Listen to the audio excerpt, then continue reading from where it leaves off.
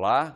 Há 27 anos, a Organização Mundial da Saúde deixou de considerar a homossexualidade como uma doença. Assim, 17 de maio tornou-se o Dia Internacional contra a Homofobia e a Transfobia. A Comissão de Assuntos Sociais do Senado lembrou a data. A violência é uma constante na nossa vida. Nós, transexuais, travestis, gays, lésbicas, enfim, homens trans, toda esses recortes, essas identidades sofrem diariamente, constantemente. A violência está absurda e irracional e preocupante contra a população LGBT, mas em especial para as pessoas travestis e transexuais. Aqui os dados do Grupo Gay da Bahia, 5.352 casos de assassinatos.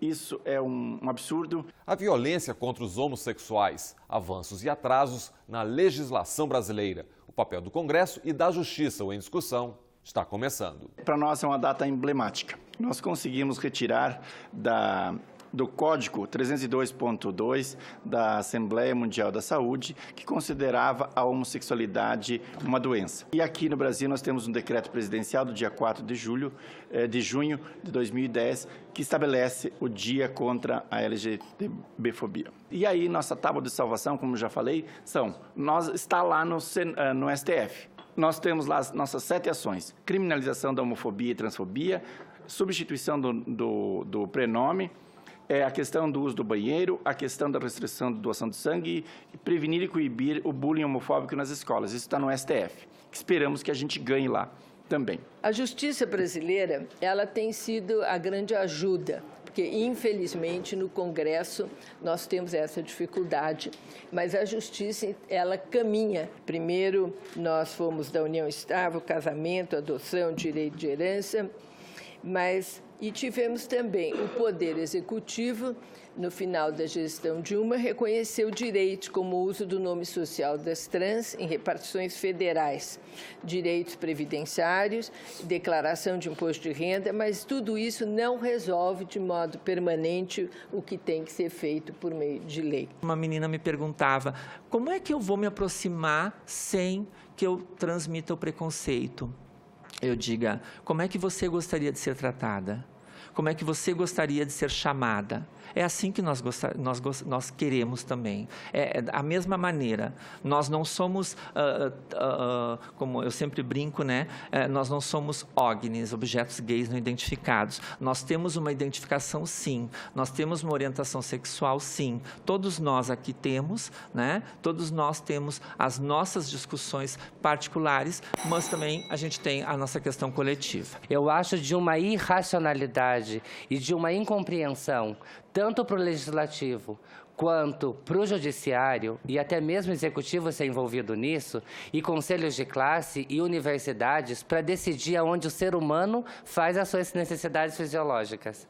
Aonde eu tenho que ter o aval do Supremo Tribunal Federal e do Congresso Nacional Brasileiro, para eles permitirem aonde eu posso entrar para ir no banheiro. Para além disso, eu sou uma cidadã brasileira, eu nasci em Curitiba, sou uma mulher trans, já fiz a minha retificação de nome, mas mesmo assim, eu, enquanto uma mulher trans brasileira, antes de ser o título trans, eu sou brasileira, eu nasci aqui.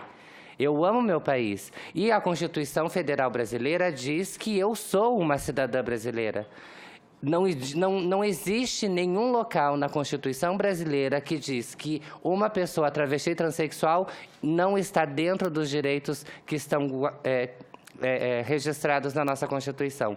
Ou seja, eu tenho direito à segurança, direito à educação, direito à saúde, e não interessa se eu uso o termo de travesti ou transexual ou a gênero ou qualquer outro título, né, de expressão de gênero de identidade. E, para além disso, essa tutela absurda de que temos o princípio fundamental da dignidade da pessoa humana e da identidade, um juiz e um psicólogo e um psiquiatra têm que me autorizar a fazer modificações corpóreas no meu corpo e com o meu nome. É como se eu não, por exemplo, não aceitasse que a senadora Marta usasse o nome Marta. Não existe isso, é o seu nome, a sua vida. E do mesmo jeito que a senhora cidadã brasileira, senadora da República, eu, uma pessoa trans ou qualquer que seja, a gente tem o direito personalíssimo da identidade que está na Constituição Federal, né? Eu não quero mudar o nome da senadora Fátima Bezerra, nem do Tony Reis, eu quero o meu nome, é a minha vida pessoal e privada, que não diz respeito a absolutamente mais ninguém, a não ser a minha própria vida. Eu sou professora doutora Luma Nogueira de Andrade, é professora da Universidade da Integração Internacional da Lusofonia Afro-Brasileira, uma universidade federal localizada no interior do estado do Ceará. Sou considerada a primeira travesti doutora do país, que ocorreu em 2012, e a primeira docente travesti em uma universidade pública federal concursada também nesse país, ocorrida em 2013. O que é motivo de muita alegria, mas também de muita tristeza. O quanto esse dado significa para a população travestis e transexuais. Uma única pessoa, nessa condição, consegue ocupar um espaço legitimado pela sociedade. E aí nós precisamos realmente, a partir desse dado, fazer uma reflexão. O que está acontecendo? Eu queria começar com uma frase que me fez refletir muito. Ninguém nasce machista, misógino, ninguém nasce preconceituoso, LGBTI-fóbico, ninguém nasce racista. Isso é fruto do meio social em que estamos inseridos. Feito isso, eu me pergunto, qual é a nossa responsabilidade social sobre esta alegação? Discursos de ódio que incitam segregação social, a mídia, por meio de estereótipos, que incita também a segregação, piadas, termos pejorativos, até mesmo a LGBTI-fobia nos meios esportivos. Essas pequenas manifestações, ou grandes, nada mais fazem do que cindir a sociedade. Cria uma situação em que fica quase que impossível que as minorias consigam se sentir recepcionadas na sociedade onde elas vivem. Então todos nós, somos responsáveis pela sociedade que construímos. O preconceito que leva ao ódio, o ódio que leva à violência, a violência em forma de assassinatos de gays, travestis, transexuais. Até quando? A impunidade, o que acontece é que atrasou de muito tempo a possibilidade da questão da violência ser coibida, porque a violência vai ter que ser coibida não só com ensinamentos, mas nas escolas, que o tema possa ser debatido, e nós percebemos que cada vez é mais difícil, porque agora nem questão de gênero se pode discutir em escola, e isso, essa discussão do que é o gênero, ele é bom e importante até para a questão da mulher, porque você discute a violência contra a mulher, a questão da autoestima da mulher na questão de gênero, mas é um retrocesso muito violento no país. Quando nós não reconhecemos que a discriminação é o fator que leva uma pessoa a agredir a outra, estamos colocando vendas nos olhos para situações que vão ficando de forma, muitas vezes, a termos vergonha do número que o Brasil alcança, que nos coloca como um dos países que tem uma impunidade a crimes de violência e um número de violência mais altos no mundo. O Congresso já deveria ter equipado a discriminação contra os LGBTIs ao crime de racismo. Não ocorreu. Porém, sabemos que somente o movimento LGBTI, os nossos comitês de diversidade não têm conseguido avanço de modo suficiente na causa. Tudo que temos conseguido, repito, foi o judiciário que conquistou. A violência é uma constante na nossa vida. Nós, transexuais, travestis, gays, lésbicas, enfim, homens trans, toda esses recortes, essas identidades, sofrem diariamente, constantemente. Só de um canal que nós temos, que é o Disque 100, apenas esse canal, que eu trago um número aqui, que no ano de 2016 nós tivemos 1.876 denúncias. Obviamente que as denúncias são maiores, porque nem todas as denúncias são registradas nesse canal. E um dos indicadores que traz, que é o mais curioso, que muitas vezes a violência vem de dentro de casa. Então, também a gente vai sofrer, né, a violência já dentro desse espaço, do espaço hostil da família, e ele vai perpassando pela escola, pela saúde, enfim, todos os espaços. Então, a gente percebe também que esses dados, eles acabam sendo, né, colocados, muitas vezes, num processo de estigma, num processo de dificuldade de viver numa sociedade como a gente vive. E esses fatos refletem nesse mapa aqui, pessoal. Nós temos ainda 13 países no mundo, isso aqui são dados atualizados, que têm pena de morte para os homossexuais. 65 países ainda coloca a homossexualidade como crime. Mas também temos já 82 países que criminalizam a LGBTfobia. E nós já temos 51 países que reconhecem a união civil entre pessoas do mesmo sexo e casamento, sendo 22 casamento e outros união estável. E aí nós temos apedrejamento na Nigéria, enforcamento nos países árabes e decapitação nos países árabes. Infelizmente, isso não acontece só lá, pessoal. 30 violações de direitos humanos de caráter homofóbico por dia no Brasil. A cada dia, 15 pessoas são vítimas de violência homofóbica reportada pelo Disque 100. A questão, nós somos proibidos de doar sangue pela Anvisa, o artigo 64, que considera que nós não podemos doar sangue. Então, isso é mais uma denúncia nesse dia. A questão dos dados que já foram apresentados aqui, senadora Fátima, daquela audiência que nós fizemos sobre educação. 73% da comunidade LGBTI sofre bullying nas escolas. 36% apanham e 60% se sentem inseguros. Aqui os dados do Grupo Gay da Bahia, 5.352 casos de assassinatos. Isso é um absurdo e nós precisamos fazer alguma coisa.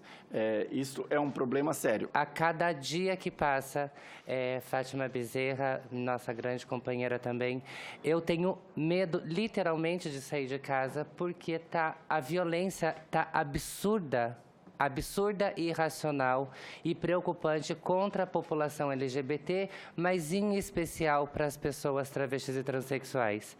Dos 78 países que o Tony citou, nenhum deles, se você acumular com pena de morte e pena de prisão, mata mais do que o Brasil. O Brasil acumula 45% dos assassinatos de todo o resto do planeta. Não existe nenhum lugar no planeta em acumulativo que mate mais travestis e transexuais no Brasil do que nos últimos 5 anos. A gente tem casos emblemáticos, como teve da violência absurda da Verônica no estado de São Paulo no ano passado, ou o caso da Dandara, que foi uma mulher trans espancada por 5 homens, desses 5, 3 jovens, espancada paulada, humilhada, sendo que as pessoas ainda tirando sarro dentro e caiu numa rede social, e depois jogada numa vala e levado tiro no rosto. Então, assim, são crimes de extremo ódio. Outra coisa que eu queria dizer para vocês é a questão dos casos alarmantes de LGBTfobia dentro das escolas que causam o bullying escolar. Nós temos dados concretos, como eu disse anteriormente, de crianças e adolescentes cometendo suicídio, evasão escolar, baixo rendimento escolar, e ainda assim tira-se das cartilhas a discussão sobre gênero, orientação de gênero e identidade de gênero.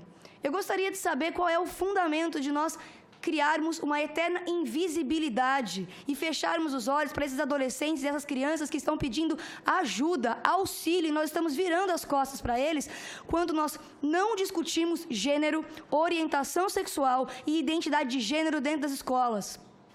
Quando nós não capacitamos profissionais da educação para saber lidar com crianças, independente da diversidade delas. E a reflexão-chave que a gente traz é: o que produz essa violência?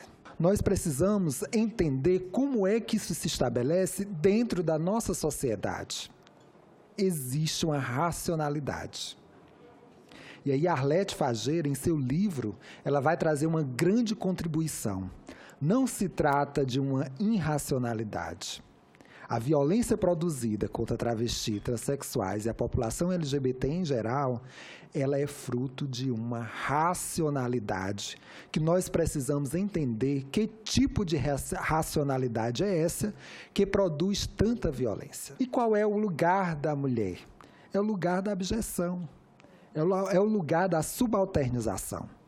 E o sujeito que incorpora essa feminilidade no corpo vai também incorporar todo o signo do processo de exclusão da mulher. Um passado recente de muita perseguição, um presente de expectativas, as leis e a comunidade LGBT. Nós estamos num momento importante aqui na casa, que a Comissão de Justiça aprovou, né, o reconhecimento da união estável e do casamento para a população LGBTI. O Judiciário Supremo já havia colocado isso com muita clareza, esse direito às pessoas homossexuais, relações, união estável, homoafetiva. Isso, até recentemente, acho que faz 2, 3 semanas, também foi promulgada a questão da herança. Todos os direitos estão lá, não estão na Constituição. E nós temos que romper essa barreira, essa omissão inconstitucional que agora vai ser votada no plenário e caminhará para a Câmara. Quero dizer que na discussão do novo Código Penal, apresentei 9 emendas nessa discussão e está parado na Comissão de Justiça e Cidadania. E agora estou me debruçando sobre outra possibilidade de emendar o atual Código Penal, agravando todos os crimes que reconhecidamente tiverem por trás a motivação do ódio a homossexuais, ou seja, a homofobia. O outro é o PLS, também de 2011, 658, que reconhece os direitos à identidade de gênero e a troca de nome e sexo nos documentos de identidade de transexuais. Como eu já mencionei, não é novidade. O Executivo Nacional já fez isso para os funcionários públicos federais, já existe decisão da Justiça, a OAB já deu carteirinha para a primeira advogada trans, mas o que a gente precisa é da lei, reconhecimento de cidadania. E, por fim, a PEC 111, que também é de 2011, que altera o artigo 3º da Constituição Federal para incluir entre os objetivos fundamentais da República a promoção do bem de todos, sem preconceitos relativos à identidade de gênero ou à orientação sexual. Eu tenho dialogado muito com os gestores municipais e estaduais para tentar, então, articular que seja um pacto mínimo para que a gente construa, pelo menos, uma cultura de paz, de educação, e que a gente, pelo menos, pense a curto prazo algumas medidas que vão conseguir estabelecer um parâmetro de desafio do cotidiano mesmo, né? Seja na educação, seja na saúde, enfim, nesses lugares onde a gente precisa estar pontuando o tempo inteiro. E, então, são esses os desafios mesmo, é de pensar num pacto contra a violência, é construir o diálogo permanente com os estados e municípios, porque é a velha história, né? O Mandurinha só não faz verão, é pensar numa campanha publicitária de mídia que traga um pouco também dessa naturalidade da nossa vivência, porque muitas vezes a gente só enfoca um tema, mas como eu sempre digo, nós vamos ao supermercado, a gente vai à feira, né? Nós não vivemos 24 horas em questão da nossa sexualidade ou da nossa orientação sexual, da nossa identidade de gênero. Nós somos cidadãos e cidadãs, nós votamos, nós pagamos impostos, então nós também temos esse processo de buscar o tempo inteiro a nossa cidadania. E o que eu sempre digo também é pensar que nós temos a pauta do respeito. Eu gostaria muito de fazer um apelo público aqui sobre um projeto que está tramitando, de número 198, na Câmara, que ela pretende, a pretensão desse projeto é passar a ser crime hediondo pessoas que têm sorologia positiva para HIV/AIDS e que possam transmitir propositalmente para o próximo, que isso vire crime hediondo. Eu gostaria de deixar nítido, porque acompanho a discussão e trabalho com projetos relacionados a HIV/AIDS junto à Unesco e ao Ministério da Saúde, que não existe evidência científica e não existe como provar que um indivíduo passou HIV para o outro para que daí esse indivíduo que supostamente tenha passado seja penalizado. Não existe evidência científica e como comprovar isso. Não tem como. Então, é uma lei absurda. Precisamos do tripé da cidadania em todos os municípios, em todos os estados brasileiros. Precisamos de uma coordenação, precisamos de um plano e precisamos um conselho. Este é o nosso pedido para a questão, para mitigar a situação da comunidade LGBTI no Brasil. A questão da educação, reinclusão dos termos orientação sexual e identidade de gênero na base nacional comum curricular. Então, nesse sentido, vamos ter as 6 audiências. A primeira começa em agosto em Manaus, depois São Paulo, Florianópolis, Recife e aqui em Brasília. Então, nós temos que fazer esse esforço conjunto. A questão da legislação. Ao contrário de quase todas as demais chamadas minorias do Brasil, a população LGBT não conta com a legislação que proteja contra a violência e discriminação. A impunidade gera violência. Pelo menos 112 municípios e 13 estados brasileiros já têm um tipo de legislação. A inclusão do Código Penal, da criminalização da homofobia, que foi por iniciativa da senadora Marta Suplicy, que tem 9 emendas para combater a violência. Então, acho que é importante a gente relembrar isso. Então, o Código Penal, para a gente, é um dos campos de batalha. E nós precisamos de uma legislação que criminalize a LGBTfobia, como aconteceu nos Estados Unidos, como aconteceu no Chile. Temos 43 países que já têm leis semelhantes e 39 que trabalham essa questão da criminalização da homofobia. A homossexualidade já não é considerada uma doença, mas os tabus que envolvem identidade de gênero, orientação sexual, ainda são muitos. Acompanhe. Nossa sociedade, ela é um tanto quanto castradora. E isso é importante falar quando falamos de LGBTI-fobia. Eu não sei vocês, mas honestamente, quando me perguntarem com quantas pessoas eu já fui para a cama, infelizmente eu vou ter que dar a alegação que eu já dormi com mais de 206 milhões de pessoas. Porque a sociedade ela é tão castradora que eu tenho às vezes a impressão que o orgasmo não é só meu.